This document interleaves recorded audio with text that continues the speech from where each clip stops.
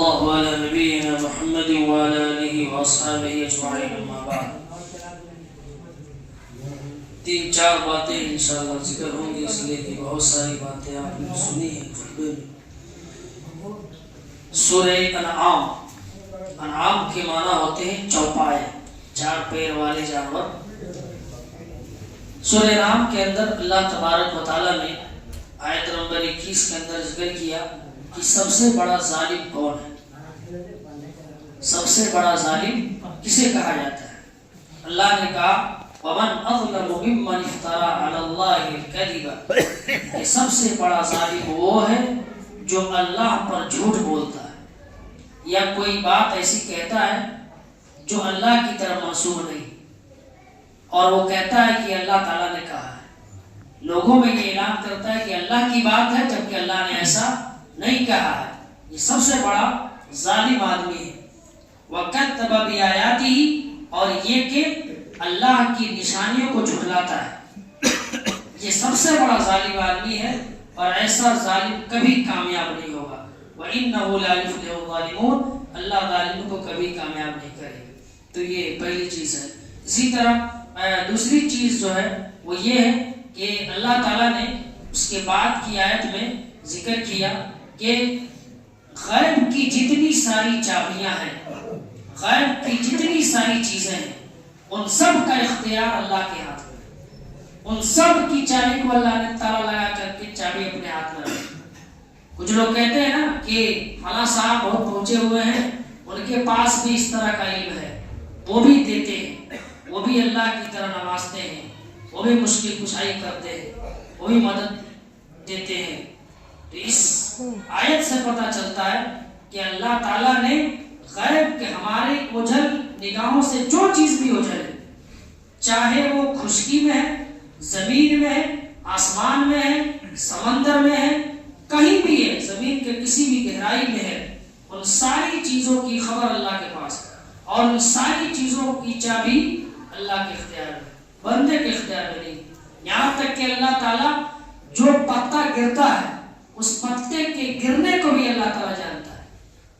تو یہ اللہ تعالیٰ کی عظمت اور شان کے لائق ہے کہ اللہ تبارک و تعالیٰ نے غیب کی ساری چیزیں اور اس کا اختیار اپنے پاس رکھا ہے، کسی کو نہیں، نبی تک کو نہیں دی.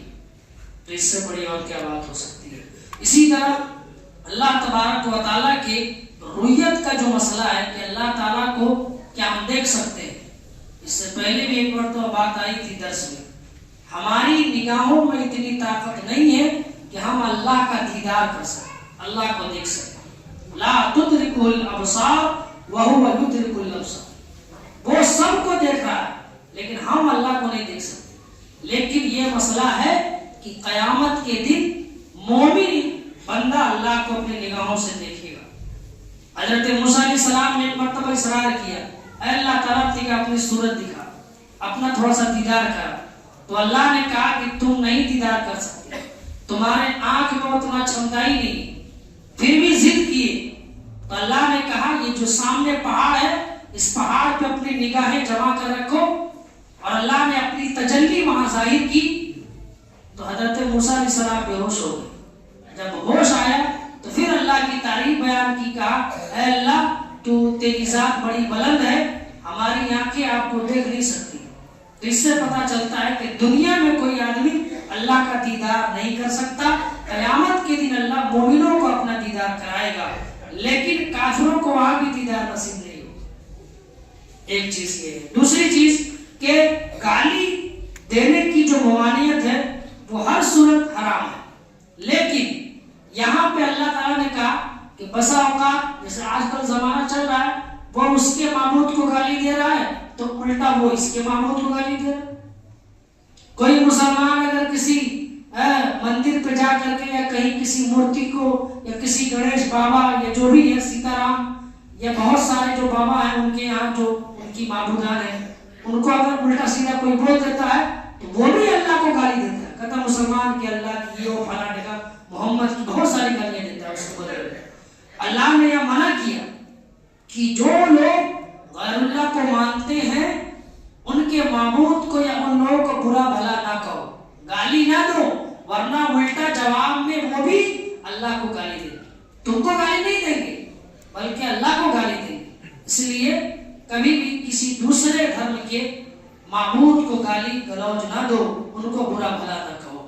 اسی طرح اللہ تعالیٰ نے اس سورہ کے اندر محرمات کا ذکر کیا ہے.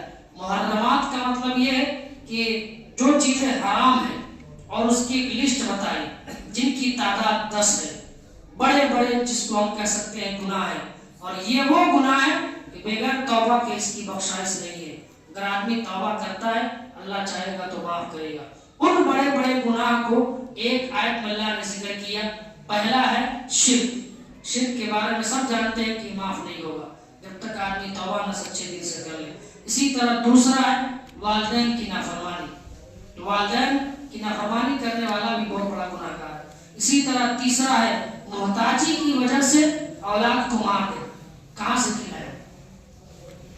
بچہ پیدا ہوا، اب 2-3 ہو گیا، 4 ہو گیا، باپ کو یہ ستا رہا ہے کہ اس کو کہاں سے کھلائے، تو ڈر سے بچہ کو مار دیا.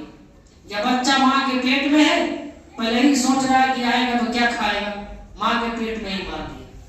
تو ایسا قتل کرنے والا بھی بہت بڑا گناہ گار ہے. توبہ نہیں کرے گا اللہ معاف نہیں کرے. اسی طرح فحش گناہ. فحش گناہ میں سب سے بڑا گناہ ہوتا ہے زناکاری. زنا کو بھی اللہ نے حرام کیا ہے. اسی طرح پانچواں ہے کسی بے گناہ کا جان لینا، کسی بے گناہ کو مارنا.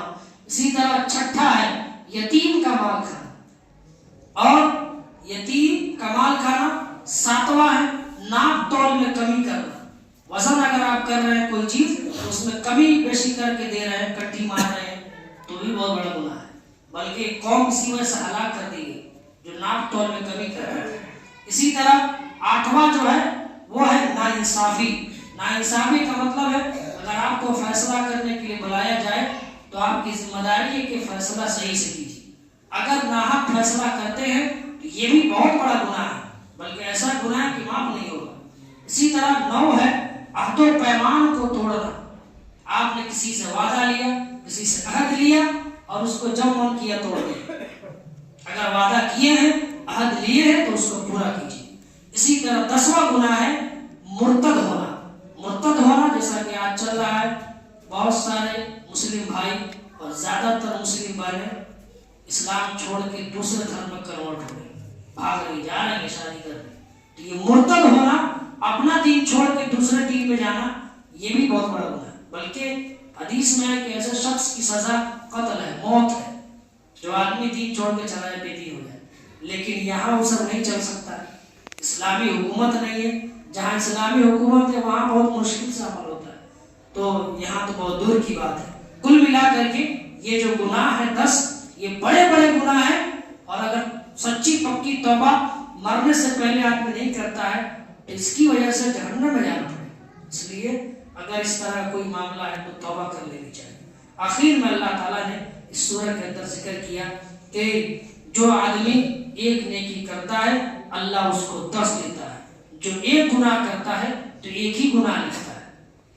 ایک نیکی پر 10 دیتا ہے، اور اگر ایک گناہ کرتا ہے تو ایک ہی گناہ لکھتا ہے. اور حدیث میں بھی ہے کہ جب آدمی اچھا کام کرنے کا ارادہ کرتا ہے تو اس کو نیکی ملنے لگتی ہے. اگر کر لیتا ہے تو اور زیادہ اللہ دیتا ہے. لیکن اگر برائی کا ارادہ کرتا ہے تو ارادہ کرنے کا گناہ نہیں ہوتا، جب کر لیتا ہے غلط کام یا گناہ تب اللہ اتنا ہی لکھتا ہے. لیکن ثواب کا معاملہ یہ ہے کہ صرف ارادہ دل میں کیا، ثواب اسٹارٹ ہو گیا، اور کرتا ہے تو اور اللہ دیتا ہے. تو یہ اللہ کا بہت بڑا کرم ہے. اسی طرح ہم جیسے نماز پڑھ رہے ہیں، روزہ رکھ رہے ہیں، زندگی موت، یہ ساری کی ساری چیزیں اللہ کے لیے ہے. اور یہ دعا ہم لوگ قربانی کے موقع سے بھی پڑھتے ہیں، ان صلاتی و نسکی و محیای و مماتی للہ رب العالمین. اے اللہ میری نماز، میری قربانی، میرا جینا، میرا مرنا سب کے سب تیرے لیے. تو گویا کہ عبادت، نماز، روزہ جو بھی ہو رہا ہے ہم اس کو اللہ کے لیے خالص کر کے کریں. اللہ تعالیٰ ہم سب کو ان چیزوں کو اللہ کے حضور پوری تضرع اور پوری خشوع و خضوع کے ساتھ کرنے کی توفیق عطا فرمائے، اور ریاکاری سے ہم سب کو بچائے. ساتھ ہی جو ہم نے نیکیاں کی اللہ ہم سب کی نیکیوں کو قبول فرمائے. وآخر دعوانا الحمدللہ رب العالمین.